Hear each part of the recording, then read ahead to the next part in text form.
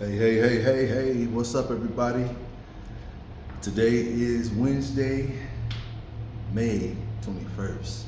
Wow, this time is really flying by.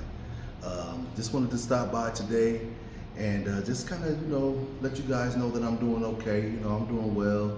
You know, life is life is life, you know what I'm saying? I mean, I'm still on my routine, the best way I can. I had to switch it up a little bit after I got hired onto this job. So I was able to do that, and I got a routine going still, and I'm still able to, balance, my health and my wealth and my mental health as well. So I'm hoping that you all are able to do the same. I just wanted to stop by, man, and just say, as I was studying, studying, this morning a little bit, I came across a scripture, and God was telling David in Psalms, um, he was saying, he told God, stop me from lying to myself.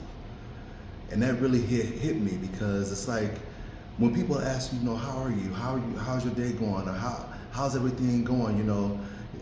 People always quick to say, I'm good, I'm okay.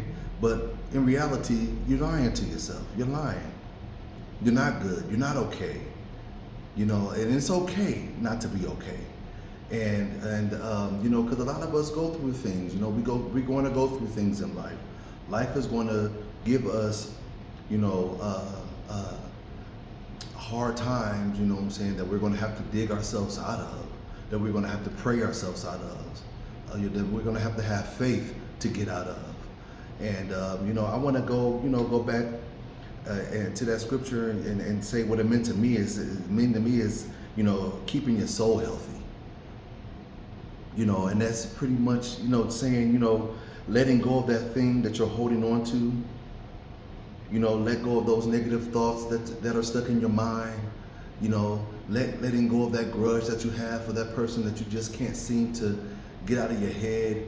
Forgive that person. Forgive that person to move on, because you can't move on until you forgive that person. Forgiveness is important. You have to forgive that person. You have to move on in order for you to move on, because you're going to be stuck. You're putting yourself in a position where you can bring sickness onto your body. You can bring you can get stuck in a situation. This takes me back to a time when I was at one of the places I worked with. I was there for a while and I moved up, but I was getting tired of working there. I started getting into it with my boss. We were bumping heads. We weren't seeing eye to eye. Things happened. I was just like, I'm praying, God, please just get me out of here. I would do anything. I need to go. I want to go. I don't want to be here anymore. And time went on. I think like a couple years went by where I was praying for a new position. I was applying. I was calling, but I was getting denied. I was stuck, and I had to figure this out. And I was like, God, just please show me what I'm doing, what I need to do. And He showed me one day. He was like, Alan, you're not putting your all into your work right now. You're not being the best that you can at this job while you're here. I gave you this blessing. I gave you this opportunity, and you're not giving me your all. You're not giving me your all. So I'm basically not going to promote you until you learn how to do this thing. So when that hit me, you know what, man, I decided to make a list of things that I can do around, so I won't just be sitting there. I made a list of things that could better my job. My boss was happy about that. And, all of a sudden we started having a better relationship. I was feeling better about my job, and all of a sudden, bam, this other job called me and was like, you know what? We would like for you to come and work for us. And I was like, oh my God, that was crazy. So, it's all about how you handle things and how you approach things, getting rid of those negative thoughts, getting rid of whatever you're holding on to, and ask God to show you, what's a better way to deal with it. What's a better way to handle something? If you're feeling stuck, if you're feeling like you're not going anywhere, if you're feeling like you're still in the same position that you were in last year, 2 years ago, it's all about asking God to show you the way out, because you know what? He will show you, and you might not like what He's going to show you, but it's going to be for your own benefit. Be honest with yourself. Choose peace rather than regrets. And, that's important as well.